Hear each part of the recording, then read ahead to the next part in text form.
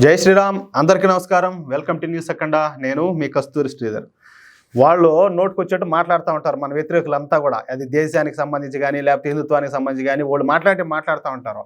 అదే గన మనం నోరు చేసుకొని మన కౌంటర్లు ఈసాగినాం అనుకో, బొస్స కూడా రాదు.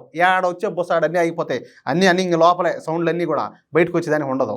అసలు విషయానికి వచ్చా, రుబియా లియాఖత్ ఈమె గురించి మన తెలుగు వాళ్ళకు పెద్దగా తెలిసే అవకాశం లేదు. కానీ ఈమె ప్రసిద్ధి చెందిన ఇండియా టీవీ న్యూస్ రిపోర్టర్, పైగా ఈమె ముస్లిం కూడా, కానీ కొంచెం సెక్యులర్ భావాలను మహిళేమ. అయితే ఇప్పుడు ఉత్తరప్రదేశ్లో ఈ కన్వర్ యాత్ర జరుగుతున్న సంగతి మీకు అందరికి కూడా తెలిసిందే. ఇది శివభక్తుల తీర్థయాత్ర.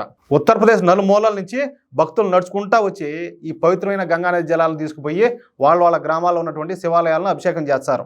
ఈ పవిత్ర కార్యం మొత్తాన్ని కూడా శివభక్తులు నడుచుకుంటా వెళ్ళి చేస్తారు.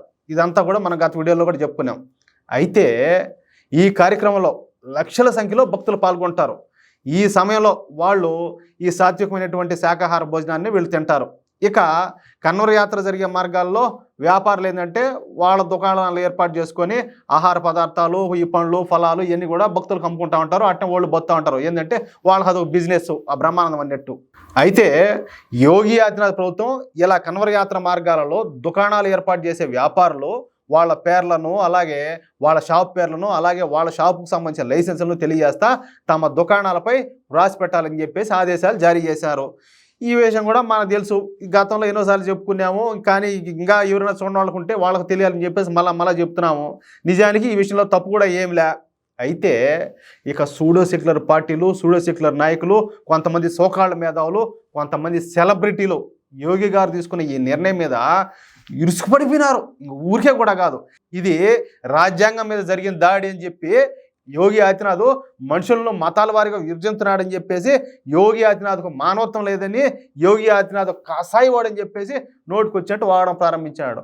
ఓరే స్వామి, ఆయన ఏమన్నా కాదో, అదేదైనా గబ్బిలాలు ఊగినట్ట, అదేనా షాపులు పట్టుకుని మిమ్మల్ని ఏమైనా ఊగమన్నాడు, ఉయ్యాలు ఊగినట్ట. వారిని మీ పేర్లు, మీ షాప్ పేర్లు ఆడ బయట తగిలిమన్నాడు రా ఆయన లైసెన్సులను. ఆయన అంతకంటే ఇంకేం చెప్పినాడు? దాంట్లో ఏమన్నా తప్పు ఉన్నదే? సరే, ఇప్పుడు మేమే ఉన్నాము, సరే ఈ దేశంలో మెజార్టీ ప్రజలైనటువంటి హిందువులే ఉన్నారు. ఏసీకి రంగడికి పోయినా కానీ హలాలు అసలు హలాలుకు మాకు సంబంధం చెప్పండి. అయినా కానీ మూసుకొని కొంటానులా ఏమన్నా మాట్లాడినామా? ఓరే హిందువులకి హలాలకు సంబంధం ఏందిరా, నువ్వు ఇది ఎందుకు అమ్ముతున్నావు అని చెప్పేసి మేము ఏ రోజైనా అడిగినామా? అడగలే కదా. మూసుకొని తింటానులా, మా ఊడు సిగ్గు ఎగ్గు లేకుండా అట్నే. ఇంకొక మాట చెప్తా, మా గుళ్ళో ప్రసాదం ఉంటుంది. ఎవరో ఈ ఉంటారు కదా యేసుక్రీస్తుని కొలిచేవాళ్ళ, ఎవరు క్రిస్టియన్సా, ఇదిగోనైనా ప్రసాదం అని చెప్పి పెడితే వాళ్ళు తీసుకుంటారా? తీసుకోరు. అమ్మా పాపము, మా దేవుడు క్షమించడు అంటారు. ఊరికే కూడా కాదు. సరే, వీళ్ళు ఉన్నారు కదా, ఇప్పుడు ఎవరైతే ఈ ప్రధానంగా ఇప్పుడు ఈ న్యూస్లో మనం ఎవరి గురించి మాట్లాడుకుంటామో వాళ్ళకి పెడతాం ప్రసాదం, వాళ్ళలో ఎంతమంది తింటారో. అట్టాడిది మేమేదో శుచిగా శుభ్రంగా ఏదో ఆడిపోయేసి గంగా నది జలాలను తీసుకుపోయి మా ఊళ్ళో ఏదో మా సేవకి ఏదో అభిషేకం చేసుకుందాం, పూజలు చేసుకుందాం అని చెప్పి మేమేదో మా ప్రయత్నాలు మేము చేస్తామంటే ఇది రాజ్యాంగం మీద దాడి, ఇది మా రాజీవ్ గాంధీ మీద దాడి, ఇది మా ఫిరోజ్ జహాంగీర్ మీద దాడి అంటే ఏమన్నా అసలు మాట్లాడేదానికన్నా అర్థం ఉండదు. ఎవరన్నా ఏం తలకాయలు పని చేస్తా లేదురా స్వామి, మాత్రలు వేసుకుంటారు ఆయన ఒక రవ్వ తలకాయలు పనిచేసేట్టుగాను. అయితే ఇక ఈ విషయంపై స్పందించినటువంటి సీనియర్ జర్నలిస్టు ఈ రుబియా లియాఖత్ మాట్లాడతా అసలు అందరూ కూడా యోగి ఆదిత్యనాథ్ గారిని ఎందుకు విమర్శిస్తున్నారో నాకు అర్థం కావడం లేదు. ఆయన చేసిన దాంట్లో తప్పేమి నాకు కనపడడంలే. నిజానికి వ్యాపారులు తమ పేర్లను, అలాగే ఐడీలను నేమ్ బోర్డులపై రాసి ఉంచాలని చెప్పేసి 2006 నుంచే ఉత్తరప్రదేశ్లో చట్టం ఉండాలి. ఇక 2011లో అప్పటి కాంగ్రెస్ పార్టీ ప్రధానమంత్రి అయినటువంటి ఈ మౌన ప్రధాని ఉన్నాడు కదా మన్మోహన్ సింగ్, ఆయన దేశవ్యాప్తంగా ఇందుకు కావాల్సిన చట్టం కూడా తీసుకొచ్చాడు. అర్థమవుతుంది మీకు? 2006 నుంచి ఉత్తరప్రదేశ్లో ఉంటే 2011లో ఈ మౌన్ ప్రధాని దాన్ని చట్టం చేసినాడు, అది కూడా దేశవ్యాప్తంగా. అలాగే తప్పనిసరిగా ఈ డాబాల మీద, రెస్టారెంట్ల మీద వాటి ఓనర్ల పేరును, ఆయా రెస్టారెంట్ల పేరును, వాటి లైసెన్సులను అవన్నీ కూడా క్యాపిటల్ లెటర్లో రాసి పెట్టాలని చెప్పేసి 2011లోనే కాంగ్రెస్ ప్రభుత్వమే ఒక చట్టం తెచ్చింది. కానీ అవన్నీ మర్చిపోయి ఇప్పుడు అందరూ కూడా యోగి ఆదిత్యనాథ్ గారిని ఎందుకు తప్పుపడతారో నాకు అర్థం కావడం లేదు. అంటే ఇన్నాళ్ళకు మీకు సెక్యులర్ అనే విషయం మీకు గుర్తొచ్చిందా? ఇన్నాళ్ళు కళ్ళుండి చూడలేకపోయినారా? 13 సంవత్సరాల తర్వాత ఇప్పుడు మేల్కొన్నారా మీరంతా కూడా అంట.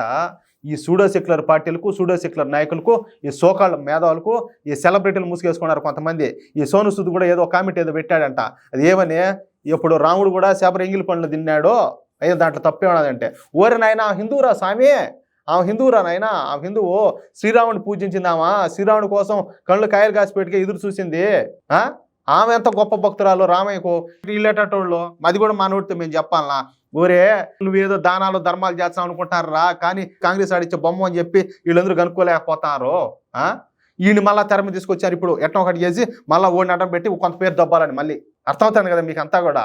ఇదియా మన వెనక పెద్ద ఎత్తున కుట్ర అయితే జరుగుతుంది.